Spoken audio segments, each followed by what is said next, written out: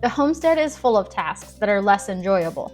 It isn't always slow or picturesque sipping on coffee while roaming the garden.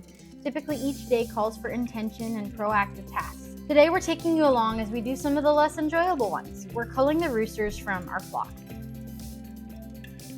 So today we're going to be culling some roosters.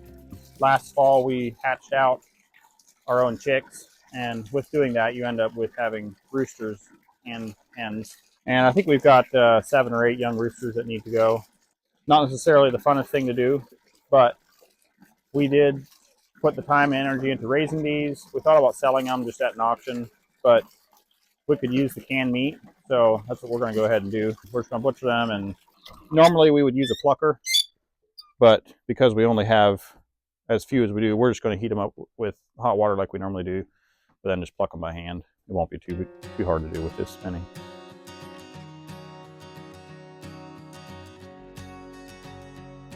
So we're just doing it out here today because, like I said, we've only got a couple to do, and we're right next to the compost pile, which is where we want our feathers and offal to go anyway.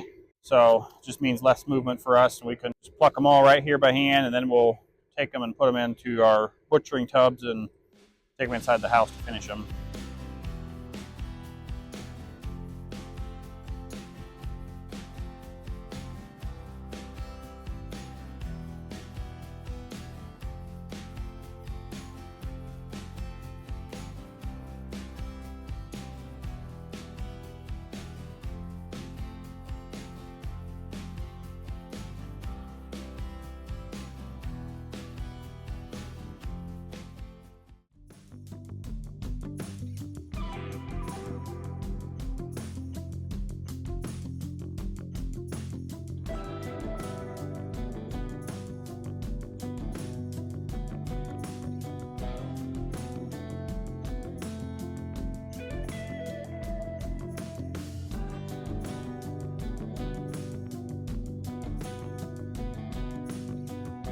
So while Matthias is outside butchering the roosters and plucking them, I am in here getting the kitchen ready.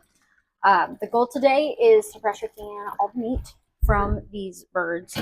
And one of the reasons we like to do this is because, first of all, it's really easy to can. It doesn't take a lot of time. I like to do a raw pack.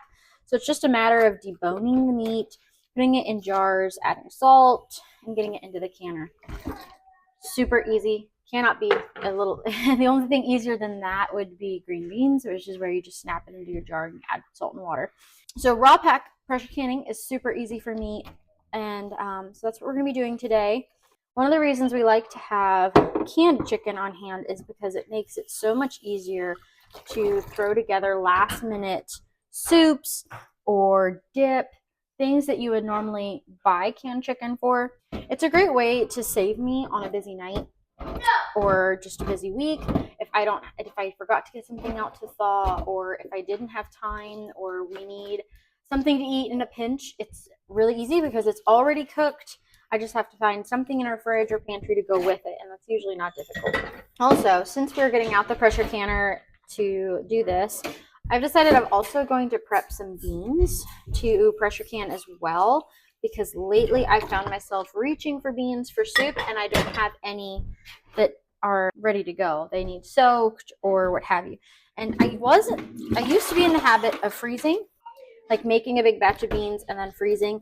I just haven't done that lately, and so I would like to do at least a canner full of assorted beans so that I can have some in a pinch to whip up some soup or bean dip or anything, really.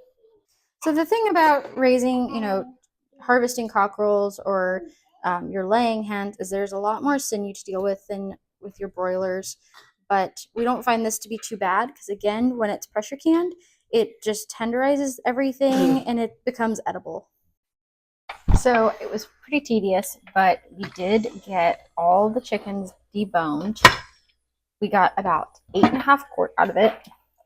And so I'm taking this first batch out of the canner in a few minutes, and I'll get the last batch started next. It's been a productive day here. We got all the chickens processed, and we've got 8.5 quarts canned and done, and I just put my beans in the canner, so those will finish up before we go to bed.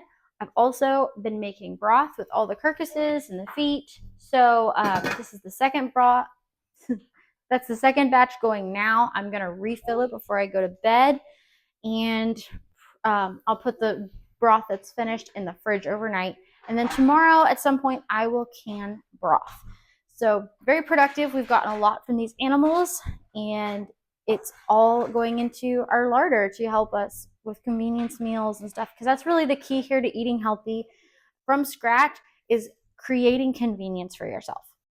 Harvesting animals is a lot of work, which isn't a bad thing, but it does take time. Homesteading is full of tasks we enjoy and tasks that we don't. We're both glad to have this done, and we're thankful for the convenience stored away for later. Thanks for watching. Please hit the like and subscribe button, and we'll see you next week.